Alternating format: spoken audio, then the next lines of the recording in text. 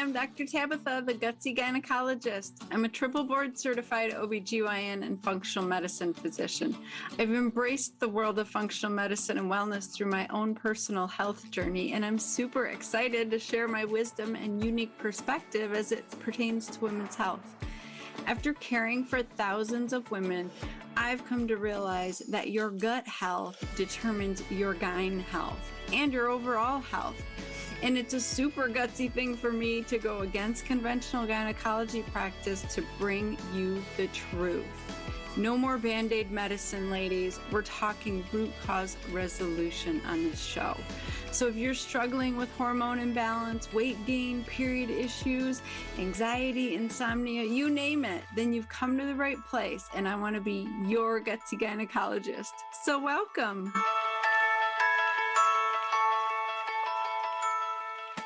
Oh my goodness. I'm so excited about my guests today. Okay, ladies, we're going next level. My guest, Marc Washington, he is the founder and CEO of Supergut, but his background is crazy impressive. Marc has run million and billion dollar companies like Irwin Naturals, Beachbody, which I'm sure you know is the fitness company, Shakeology, P90X, Beachbody on Demand. He has run many highly successful companies, and he is now on his mission with his new company, Supergut, and he brought his chief medical officer, Dr. Chris Damman, with him. Chris is a gastroenterologist, so I'm really excited to talk to him because I know so many of you ladies have gone to the GI doctor only to be disappointed and really not helped. So this should give you hope. Listening to Dr. Damman, he's going to talk about the fact that people are studying the microbiome in conventional medicine. People are talking about it. Things are going to shift. I was really encouraged listening to him because, when I look at the current status of conventional medicine, I get very discouraged. But when I listen to Dr. Damman, he has worked with the Bill and Melinda Gates Foundation. He led a $40 million gut health, microbiome, and functional medicine food initiative. So he is in the trenches. He is the one who is creating change, and hopefully we're going to see that in our lifetime, that conventional medicine does shift and the truth comes out and we start actually treating disease and healing people as opposed to just managing it with Band-Aid solutions. So I loved this episode. I'm really encouraged by what Dr. Damman and Marc Washington are doing because even making products that address the gut microbiome in an effort to feed the good microbiome and reestablish normal physiology in the gut, that is really cool. We can take the probiotics. I often have women on gut healing regimens where we have to do things to kill off bad bacteria and to repair leaky gut and to support our microbiome. And probiotics are just one tiny piece of the puzzle. Those bacteria actually need to be fed. What we consume, they consume. And so we're going to talk about all that today. It's such a good conversation. And it's not going to be over your head, highly medical terminology, because that's not what that's not what you guys need. So that's not what I bring you.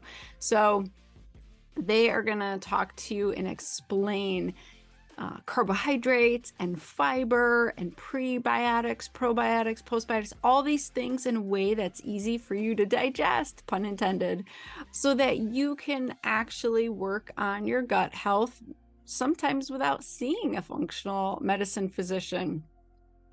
I encourage you to take back control of your health and do all of these things before you come to see me, because it's a deeper dive when you work with me and we do a gut healing regimen or the Healthy Her program where we're taking a comprehensive approach and really healing you.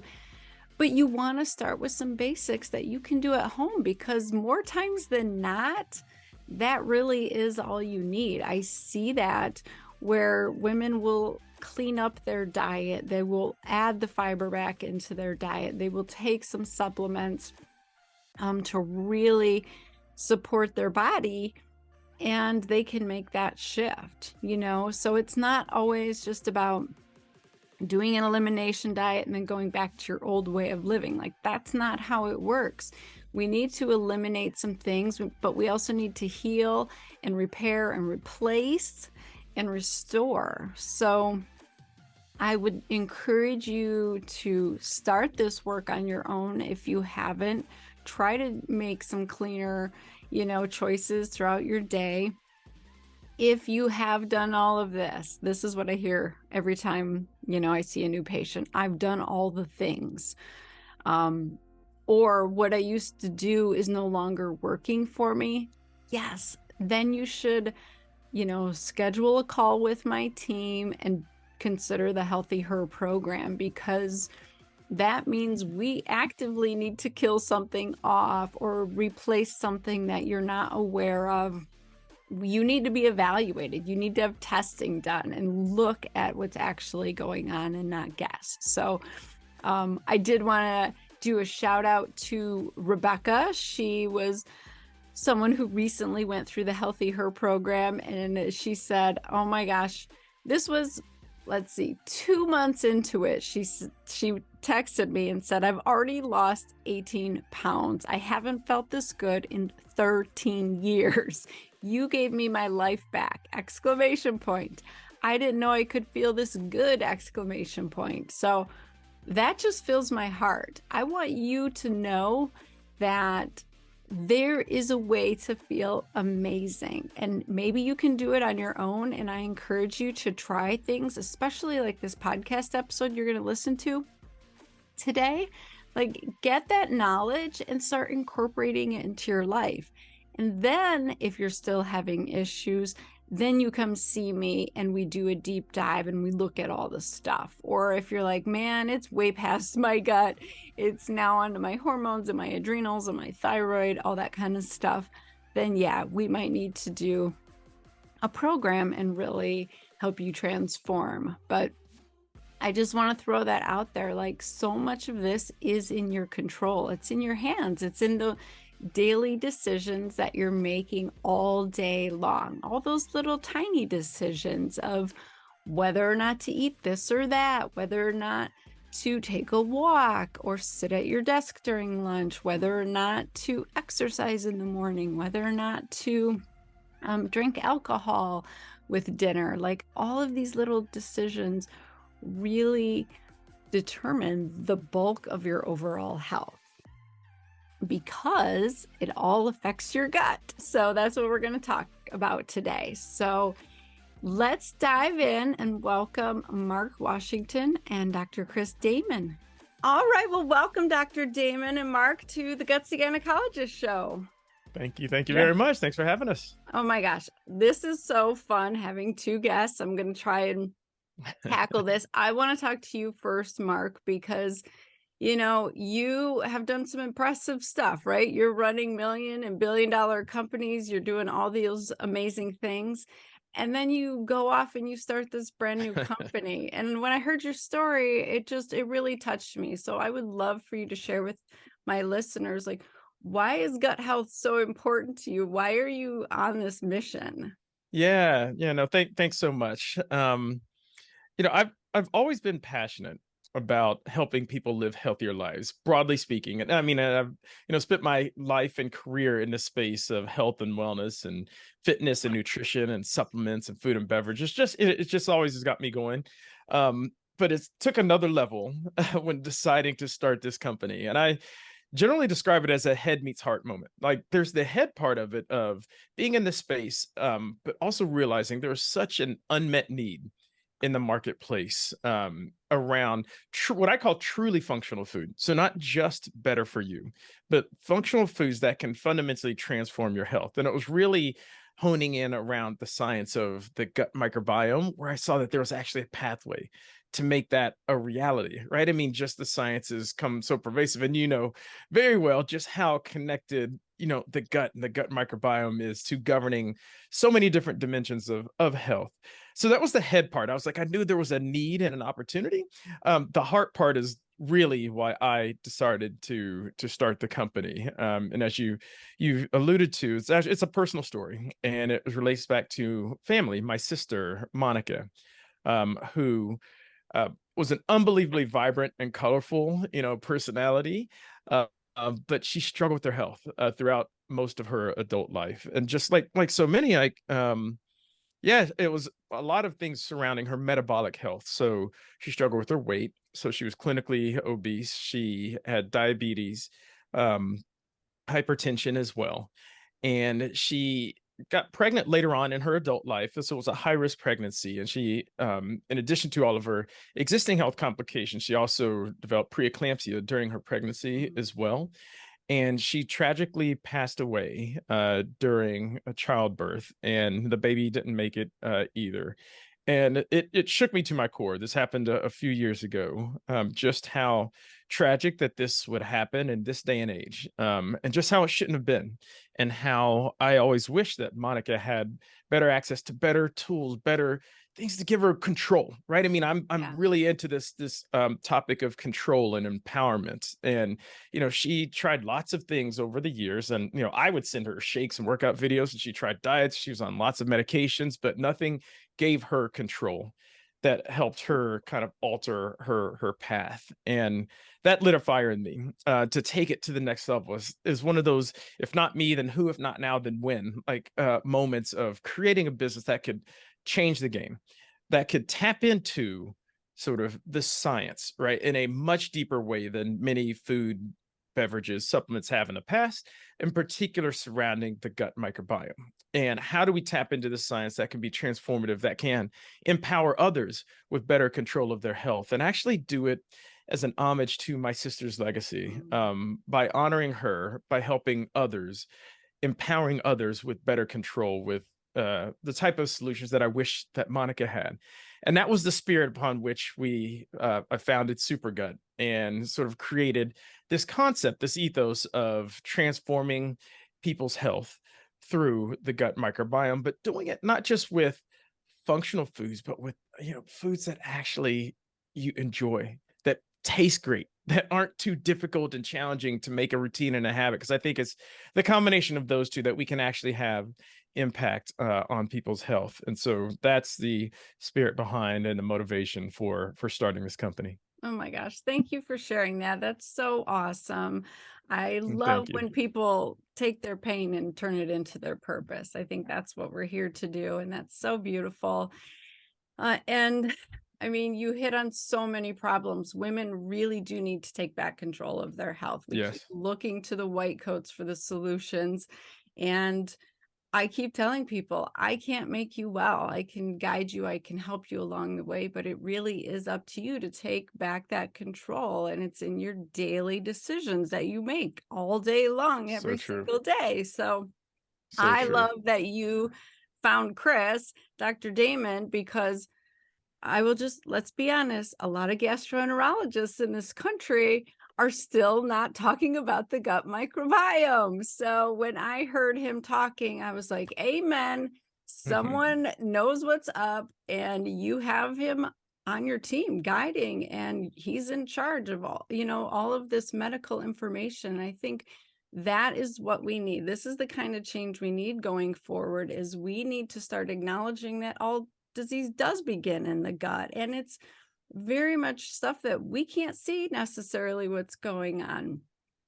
So I'm excited to hear from you, Dr. Damon, because I will tell you, a lot of your colleagues are just doing their colonoscopies and really making a lot of women frustrated and feeling dismissed and unheard, and sending them kind of in a tailspin. That's what I see every day with my patients, is they've run the gamut. They've done all the tests. They've had all the procedures, and then they finally make their way to me. And so please redeem your colleagues right now.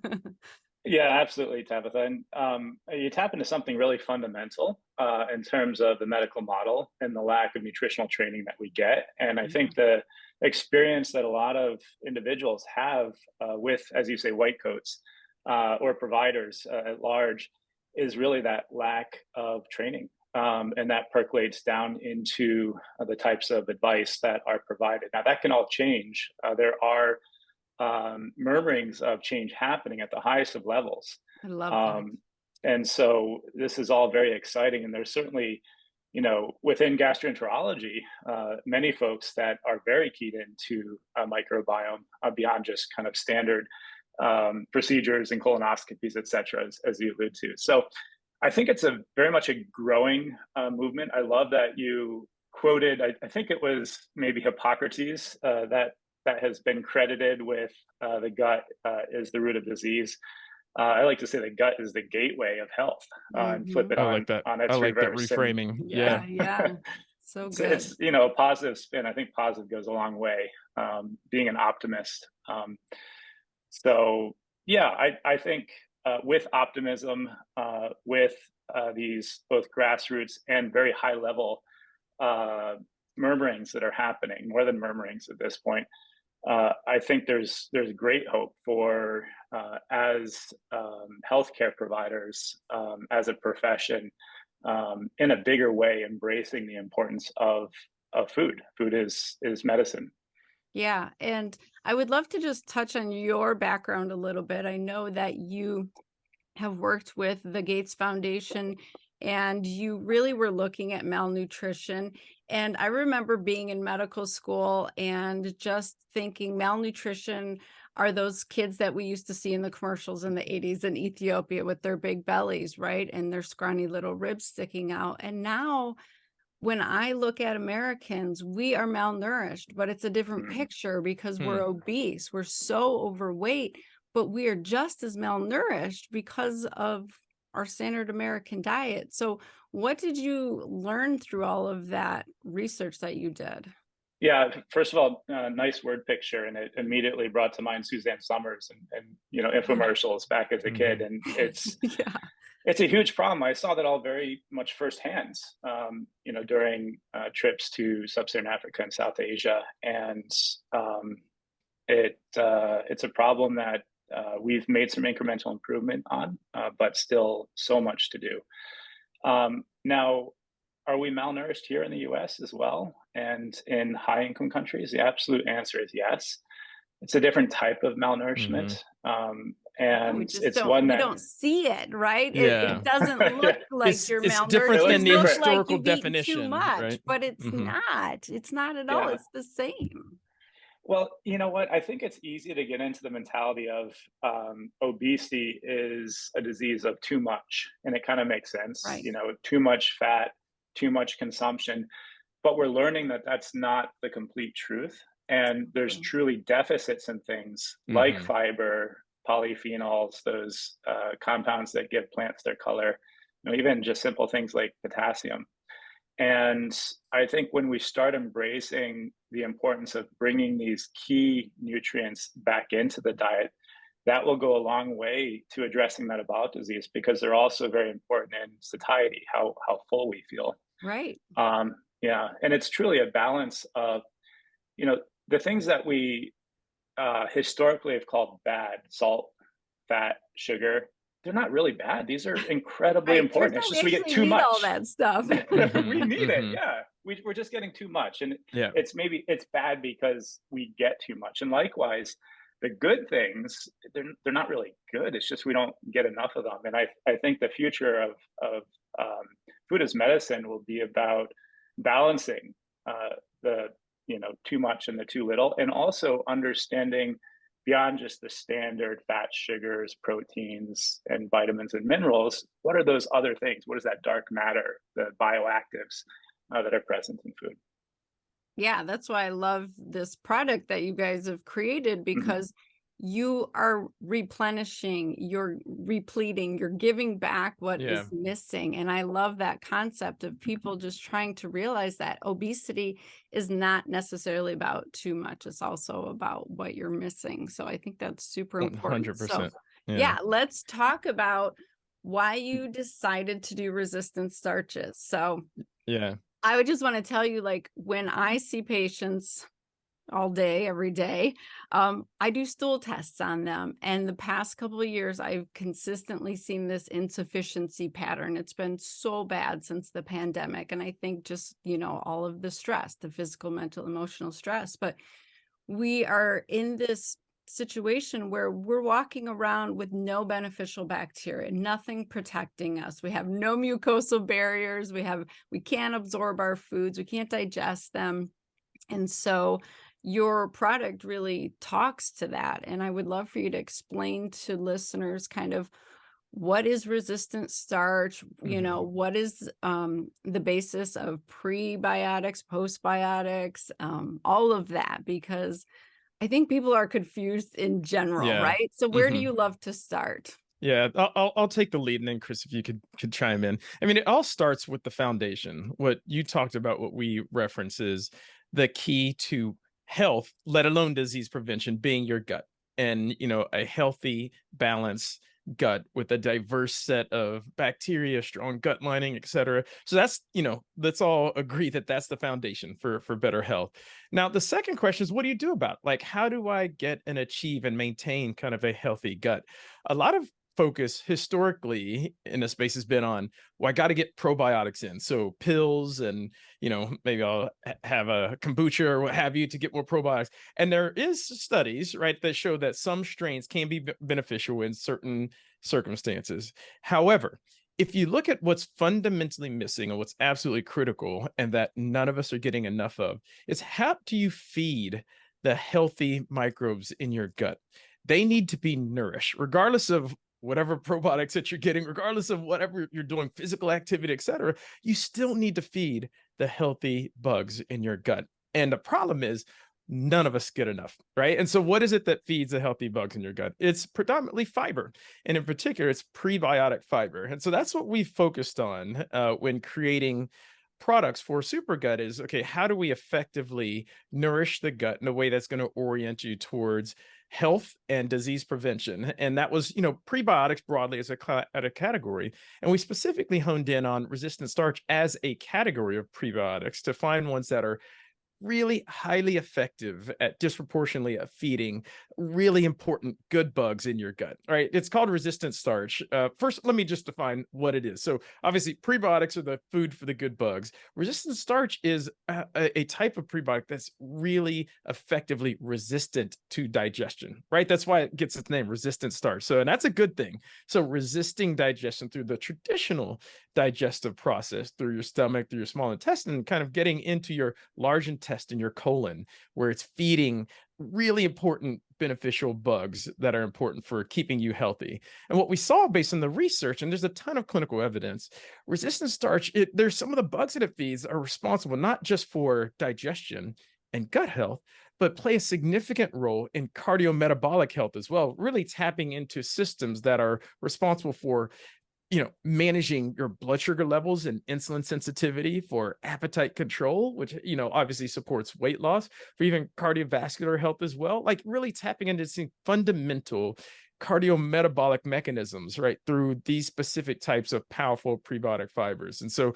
we created our own proprietary blend of these prebiotic fibers, primarily featuring resistant starch. And so we actually get ours from unripened green bananas, which are very high in resistant starch. We also get them from potatoes as well. But we also combine it with other very complementary and synergistic prebiotic fibers as well. We do believe in trying to provide a diverse, sources of prebiotics to get into our products and to get into your diet. And so we also include beta glucan from oats, which has complementary benefits relative to the resistant starch. And that's what we created our own blend of, these all natural prebiotic fiber sources. And then we're like, okay, let's put this into delicious foods, right? And that's where it comes to making it accessible. And how do we create a habit? And so we put it into, our blend into shakes. We also put it into bars. We also actually sell our prebiotic fiber, our resistant starch fiber blend, as a standalone powder that you can just add to anything to turn it into a gut health superfood. And by putting it into these kind of really convenient and dare I say delicious products, that's the step that we're taking to try to reintroduce these nutrients, these missing nutrients into your diet in a way that's going to fundamentally improve not just your gut health, but your overall health as well. Oh my gosh, that's awesome. So everybody listening, you can get resistant starch in your diet. You can go out, you can eat green bananas, you can cook some rice, put it in the fridge and eat it, right? But it's not very good. Not very good. So this And is the other a good thing, way a to lot get of it. times it's hard to get much of it. Like even when you're Yeah. intentional and trying to, absolutely, it comes in starchy plant foods, beans, legumes, etc. And we always talk about, and Chris will chime in, we aren't trying to replace your diet. We're trying to complement your whole food, plant forward diet, like with these sources. But even when you're being intentional about it, it's really, really hard to get called the recommended levels of fiber in just a traditional diet. And so we believe we can help fill that fiber gap, even when you're being intentional about it. You know, we have 20 grams of fiber in a shake. We have 10 grams of fiber in one of our bars. So it really is an effective way to close that fiber gap that's hard to get from diet alone. Yeah, I think that's so important. Like we literally are not getting enough fiber in this country. I think we're averaging, I don't know, 8 grams a day, and we need to be upwards of 40, 30. Yeah, 30, 30 30 to plus. 40. Yeah. And we've also lowered the colonoscopy screening age now from age 50 to 45 because colon cancer continues to rise. So I would love for you to speak on that, Dr. Damman, because it's directly correlated with what we're eating and what we're not eating. Am I wrong? I think that's a really powerful hypothesis that's worth looking into deeper, and there's certainly literature that supports that hypothesis. There's tons of epidemiological data that looks at risk factors for colon cancer, and for a long time we've known things like processed meats, red meats in particular, are related to poor gut health and colon cancer in particular. There's also more recent data looking at this processed food classification system called NOVA that was developed out of Brazil. And it basically just ranks foods according to how much processing has been done into 4 different categories, and found that the so-called ultra-processed foods within that ranking category system are truly associated with colon cancer. I think breast cancer as well, and a few other cancers, and beyond cancer, metabolic disease, etc. A lot of the modern scourges. So I think we're learning the answer is yes, very much so. It's not really a revelation to probably a lot of the public. Public's often keyed into things much before research catches up. But research is important for validating because there are many theories that don't bear out. Right. So we're processing all these foods and we're removing all of the fiber, like we drink our fruits, we drink orange juice, we drink apple juice, we remove all of the fibers. We're really just not getting it. And so here's an issue. I see a lot of women who have had this low fiber lifestyle for a while, and they try to reintroduce it to help feed their good bacteria and get, the gut health and shift things, and they can't tolerate it. So explain a little bit of how resistant starches are better and easier to handle. Yeah, first of all, it's a really tricky problem when the issue at large is a lack of diversity in the gut. Yeah. And the systemic solution to that is increasing the diversity. And yet, a lot of the solutions in the short term that we're relying on is further entrenching that dysbiotic microbiome by eliminating the things that are causing the bloating, et cetera, because we don't have the metabolic capacity in our microbiome to do that. Yeah. And it becomes a self-reinforcing loop. But truly, a lot of the validated diets, like a FODMAPs diet, low FODMAPs, which eliminates certain carbohydrates, are elimination diets. But how do we get out of this vicious cycle? I think I see a number of different complementary approaches to doing that. And one of them is reinvigorating the microbiome by actually providing some of those microbes. And I'm not talking about probiotics. I'm talking about more sophisticated approaches. Um, and there's companies that are working on that, and it looks promising, and it's worked well for low-hanging fruit like Clostridium difficile infections. The other approach, which I think will be impactful, maybe even more so at a public health level, is introducing foods that have those missing components like fibers and polyphenols. And there are, even though our microbiomes are depleted, oftentimes in individuals, there are pockets of the good bugs left. And so if you can tolerate a little bit of bloating and get over that hump, then things will rebalance. The ecosystem will come back into balance, and that health will be restored. The last thing I'll say is there are, and I think this was the beginning of your question, there are some fibers that cause less bloating than others, and it has to do with how equal opportunity they are in feeding the microbes in our gut and where those microbes live.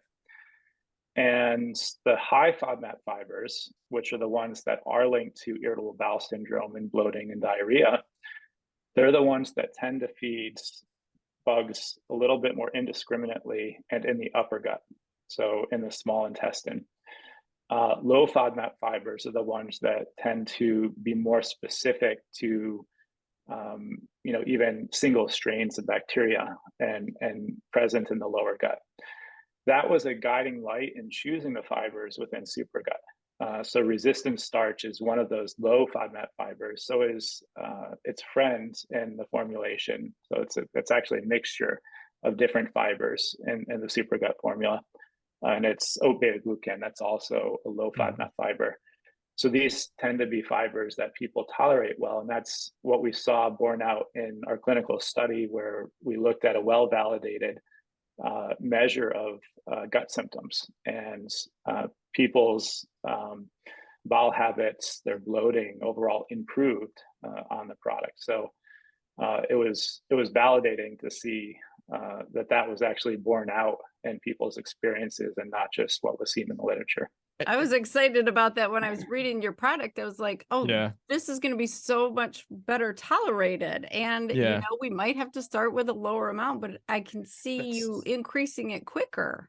That's exactly right. That's exactly right. Just to chime in on Chris's point, I mean, the last part was all fiber is good. We all need to be getting more fiber in general, but not all fibers are created equal. Just like Chris talked about, we really focus on ones that are more easily tolerable. And therefore, not only can you consume them, but you actually can consume them at higher quantities over time as well. There are types of fiber which are, more difficult to tolerate. So things like inulin and chicory root, right? I mean, those that are, high FODMAP and might, so there's, for most people, there's a limit as to how much of them you can get without some real gastrointestinal discomfort. And so we chose the lower FODMAP types that are more easily tolerable. Even with that, right? I mean, we still are conscious of the fact that most of us don't get that much fiber in our diet. And so there still is an on-ramp even for low FODMAP fibers. And so we are very proactive in communicating to folks. So when you first start trying our Supergut products, ease into it, right? I mean, so don't just jump in full bore and have a full shake and a bar and some fiber mix all one day. Like, that's going to be a bit much for your system, right? You do need time to adapt, but the human body is an amazing thing. Like Chris alluded, like we can adapt over time, right? And as you start to build up, that tolerance, you can increase kind of your consumption with less and less digestive, symptoms or concerns. And frankly, like as we saw in a clinical study, it actually improves some of the digestive issues like IBS symptoms that many people do suffer from over time. But yes, it is smart to ramp up your consumption of fiber over time. Oh my gosh, such an important point. So hopefully you guys caught that. Like, we need fiber, but we just might need to start a little slower. And choosing resistant starches and more low FODMAP type starches are definitely going to be easier to digest. You're not going to have such upper GI issues like you would normally. It makes me think of the green banana versus the yellow banana. Like, what is the difference in that? I get a lot of people who are deathly afraid of bananas, and so they won't Yeah. even go near it. And, I'm going to get that question. Well, it's got bananas in it, but it's different, right? Like the Yeah. color makes a big difference. Yeah, that's really indicative of what the banana is. One, bananas are great for your overall health, right? I mean, in addition to the resistant starch, obviously, Chris will talk a lot about potassium as well. Like they're really important, but the properties of banana change dramatically over time. It is just fundamental, just fascinating how nature works. So when the bananas are unripened and deep, dark green, like not just the kind that you see at a grocery store, like on the tree, like Kermit the Frog type green. Yeah. That is literally when they are highest in resistant starch, right? In amylose, which is, these very difficult to digest. It's, just so happens to be also when they're not at their tastiest, right? It's Right. chalkier, A little it's harder chalky. to eat. Yeah, a little chalky, but that's actually when they're high in resistant starch. But then over time, as bananas ripen, they go from that deep dark green to lighter green, then obviously to yellow, and that's when they're delicious, right? I mean, but Right, what because there's happens, more sugar, right? that's exactly right. That resistant starch, it actually adjusts and transforms over time into sugar, right? And so very high ripe yellow, even turning brown bananas, that resistant starch is turned into sugar over time. And so obviously, especially for someone that is watching their blood sugar levels, especially if you're pre-diabetic or even diabetic, we obviously, suggest caution when thinking about bananas, ripened bananas, because they do contain a lot of sugar. But it evolves, quite dramatically over time as bananas ripen. Yeah, so you're getting all the health benefits, when it's still green, and it doesn't have to taste bad because it's in these shakes, it's in these Exactly, bars. exactly, So that's very exactly. cool. And I know my women are going to be asking me about carbohydrates because, they're watching their weight, Mhm. especially any kind of menopausal transition. Our metabolism does change, everything kind of shifts. And um, I would love for you guys to explain the fact that you get to subtract the fiber, right? Like that Mhm. doesn't really count. And so Yeah. you guys are kind of keto friendly, right? Absolutely. Yeah. It actually, there's a pretty significant amount of education that is required, because the traditional guidance that you hear in the public lexicon, even from, physicians, no carbs, or, Right. low carbs, don't eat any carbs. And it kind of groups all carbs together. And while directionally accurate, it's not specifically accurate, Yeah. right? Fiber is a carb. And we scream from the rooftops when Yeah. someone looks at a product like ours. And if you just look at the total carbs number, it's high because it's got a ton of fiber in it, right? And so we try to preach, and the best indicator of this is more of a net carbs calculation, right? I mean, looking at total carbs and subtracting out the non-digestible carbs, the primary of which is fiber. And that's really to pay attention to when you're thinking of the carb impact on glycemic levels and blood sugar controls. Is more the net carbs. You need to get this fiber in your diet. And Yes. fiber is a type of carb. So it always kills me when I hear people, Mhm. no, I'm avoiding all carbs. That means that you are not getting what is fundamental and foundational to your gut health and, frankly, to blood sugar control. It's a type of carb. Maybe I can add to, I think where we've gotten things, one of the places where we've gotten things wrong within nutrition is in vilifying certain ingredients. Mhm. Yeah. So, we started with fat's bad, then we transitioned to sugar is bad. Now we're saying protein is good. Um, Hmm. it's all a little bit off base. And what really matters is quality carbohydrates, quality fats. And Hmm. that quality is a reflection of the balance of the different types of carbohydrates, the different types of fats. And categorically, there are the digestible carbohydrates and the non digestible carbohydrates, otherwise known as fiber. Right. And whole foods come packaged part and parcel Mhm. with both of them. With all. It's nature's packaging, like brown rice, whole wheat. That bran is there, and we essentially take that out when the processing happens, and we turn it into white rice and white wheat. What's fascinating is the fiber that's taken out is in some ways almost like instructions to the body on how to use those Hmm. carbohydrates most efficiently. Yes. Uh, and it starts with, well, how do those carbohydrates get absorbed? but it goes all the way to the level of the little factories within our cells called mitochondria, and how those mitochondria work to digest the carbohydrates. And I think the more we understand how fiber is playing a role there across that entire process, it'll shine a light on, gosh, we need to bring these things back in. Food is meant to be whole. There's good reasons we processed it. It's helped solve, although not completely, food insecurity and feeding, billions of people on the earth. But it's a double-edged sword and comes with problems as well.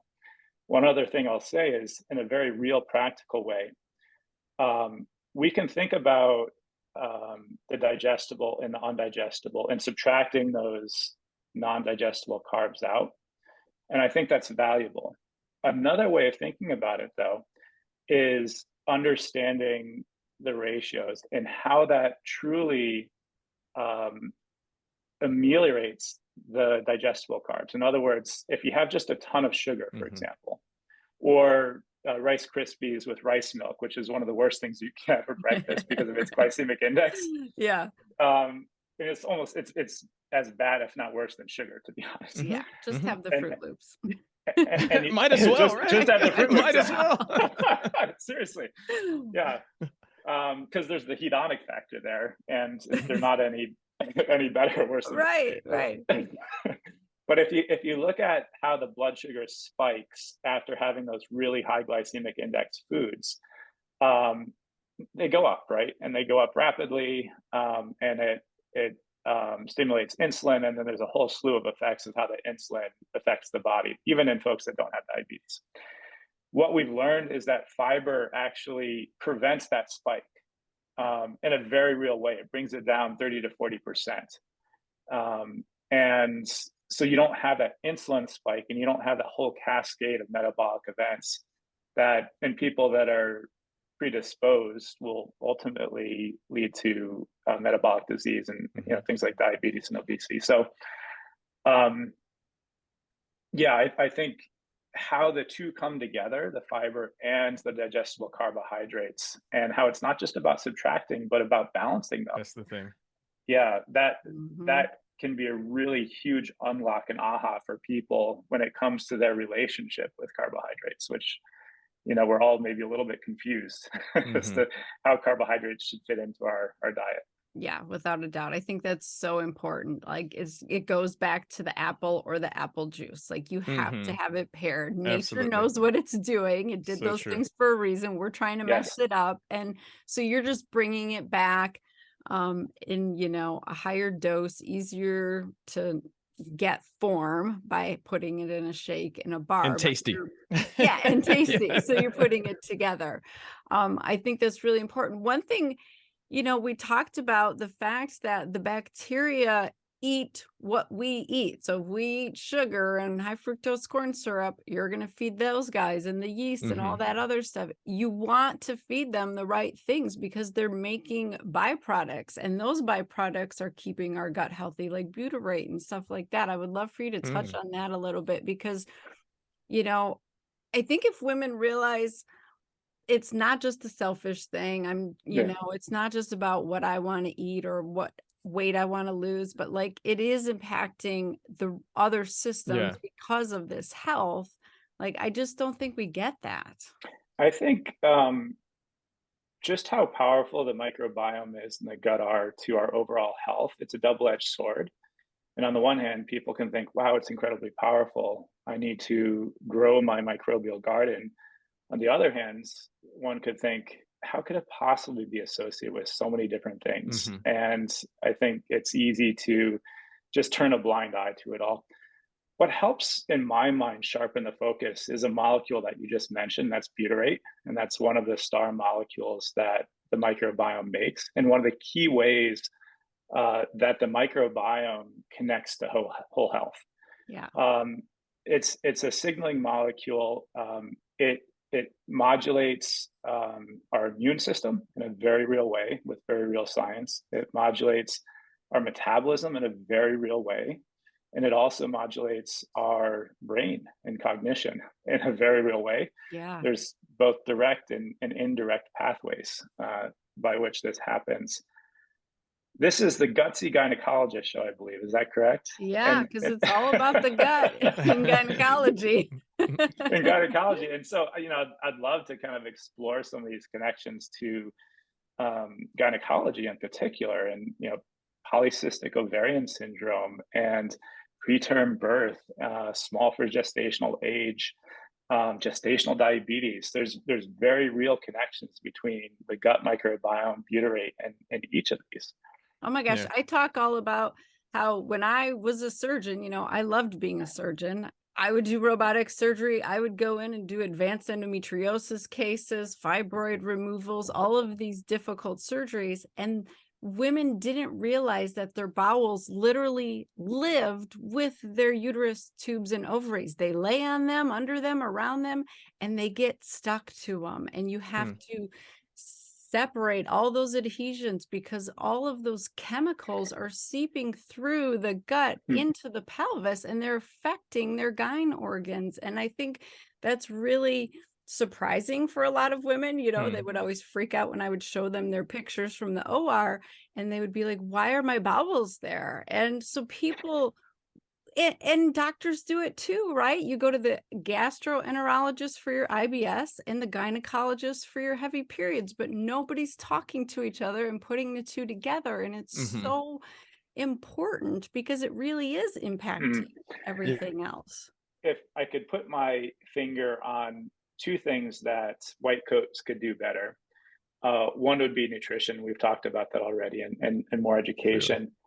The other would be bringing our minds together in a better Yes. way. It's Stop so working in fragmented. silos. Interdisciplinary. Yes, Yeah. yes. And what's really interesting is I think nutrition can be the fulcrum around which that happens. The bridge. It's the bridge. Yeah. Yeah. So for sure. Let's I'm curious to hear where you want to go, Mark. The other thing that to connect the dots here, and just I think another example that's relatable, just to reinforce just how foundational the gut is to overall health and metabolism. Like, I'm sure you and many of your clients are hearing about some of these breakthrough drugs, right, that are out there for diabetes, for weight loss. Yes, exactly. The Ozempic, the Wegovy's of the world. Breakthrough, right? I mean, unbelievable results. Obviously, they were, designed and clinically studied for those living with diabetes and obesity. So talk to your physician, right? But here's the thing. Those are incretin-based, therapies. Those incretins are what is naturally produced and modulated by the gut. Right. And so think about that. Right. I mean, and so we know that when you're feeding your gut, really healthy prebiotic fibers and producing things like butyrate.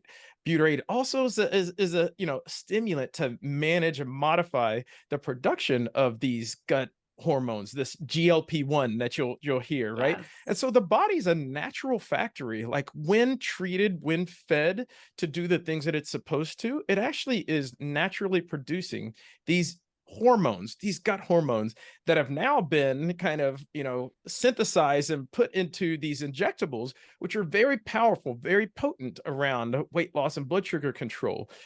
Those are gut hormones. That's what your body's meant to do, right? And so it's just another connection to, connect the dots between, the fact your gut really is that pervasive in governing overall health and cardiometabolic health, because, these breakthrough drugs are based on this same science and technology that your gut is naturally inclined towards producing. Oh my gosh, that's a great point. So important. And the drug companies are always one step ahead of us, but they really are always taking it based off of what's happening naturally in our body. They're just using our physiology and our biochemistry, and they're, making their products off of it. And we really can just go back to helping our body function and do all those processes. That's the problem, is we're not supporting our body's natural physiology. I was also thinking about your sister having preeclampsia, having those risk factors. Preeclampsia, we don't talk about it enough, but it's definitely associated with gut health. We're we're not there in obstetrics, but we need to go there because that is where the answers are. And so I'm so glad that you're on this mission because it's such 100%. important work. 100%. Really Thank you for sharing that. Yeah, it's almost like I wish I knew then how much I know now, or at least in connected with Chris and others in the space like yourself, to have more informed perspective as to what's going on, that who knows what could have happened with, my sister's outcome. Like that was, we've learned so much more over the past 5 years that we just did not know before about the importance of gut health as foundational for overall health. But obviously, there's still a lot more to learn and it's still emerging, but we know a ton more now than we do then. And I personally know a lot more now than I knew then. So let's do something about it now. Exactly. Like when you know better, you do better. That's what Absolutely. just like Maya Angelou. So Mhm. what else do we want to talk about? I feel like we've covered so much good stuff. People just need to try Supergut. I think you have such easy to ingest products and your recipes are so awesome. Like I think that's the selling point right there. Like people sometimes are like, I don't like shakes. I don't like powders. I don't know how to use them. But you're like, this is exactly how to use them. So very Yeah. cool. I think you hit on an important point, and we started on this. Is obviously you can tell we love talking about the science of the gut health. And you mentioned the word butyrate, and Chris and I both smiled and lit up, right? I mean, we love getting into it. I know, we're all nerds. But at the end of the day, right, to really impact people, public health broadly, I do come back to keep it simple. It's food. Yeah. Right? We gotta love food. Let's make it accessible, convenient, and like I said, even craveable. And so that's what we spend a significant amount of time and attention on, is how do we translate all this technical science and the gut microbiome, but let's put it into delicious, tasty food that you can absolutely enjoy on a day in and day out basis. And I believe we've done that. Most people really do enjoy the taste, right, of our shakes and the taste of the bars. And even if you're not a shake or a bar person, that's actually why we created our fiber mix as well, to create the versatility. Because maybe you have your own smoothie recipe. That's fine. That's great. Yep. Just make sure you're getting the fiber in there, right? So it's easy to add in, or, if you just want to have a coffee or what have you. So we've made it versatile as well, just different ways. At the end of the day, we literally are just trying to find ways to reintroduce these key nutrients back into your diet in as tasty and convenient ways as possible. This is actually one of the key insights for why I joined Marc and team. And, public health messaging is focused on whole foods for the last 20, 30 years. It's incredibly important. We should continue to do that. There's new powerful ways through things like smartphone apps that we can do that. That said, as we process food and we take the whole food and we separate it into these two parts, sugar and fiber, for example, okay, you can have your cake and eat it too, essentially, right? It's a way of bringing them back together and allowing you to still have enjoy and experience those foods that are quite frankly tasty, and that the modern palate is adapted to. So I feel like this is a really important part of the overall public health solution. Whole foods, yes, 1, 2, 3, but also these new functional approaches to food that complement the ultra processed foods and that redesign them into functional foods is going to be a really important part of the solution moving forward. I think so too. I mean, just our vegetables themselves have less nutritional, amounts of magnesium than they used to, because our soil is so depleted. Like just basically we're not getting enough, even in a healthy diet. I see it every single day in my practice when I test women and they are struggling and they've done all the right stuff, right. I hear it. I'm doing all the right things. I'm eating all the right foods. So I love this idea that it's in addition, you're adding to, you're making it complete, you're rounding it out. So thank you guys so much. This has been awesome. And it's supergut.com, right? That's Everybody right. needs to check it out, give it a try. It's so good. So thank you guys. Absolutely. Thanks so much for having us, Taffet. Yeah, this has been great. Really appreciate it. Oh my gosh, I hope you got so much out of that. I know I did. I love talking about gut health because it really does determine everything that you're dealing with. And, you know, I was thinking about resistant starches as they were talking, and like rice is a really common one. We tell you to make rice and put it in the fridge because the cooling process actually activates the starches. And I wonder if that is a key component of why Asians don't have the metabolic diseases that we do, because essentially they're eating more resistant starch than we are. They're feeding their good microbiome better than we are in America. I think that probably plays a big role in their overall health. So I love sushi. That just gives me another reason to eat it. Anyway, I hope you got lots of golden nuggets out of this. I hope that you send this episode to your friends, to your mom, to your sister, to your daughter, and just share the knowledge, because we are here to support each other. It's a sisterhood, not a competition.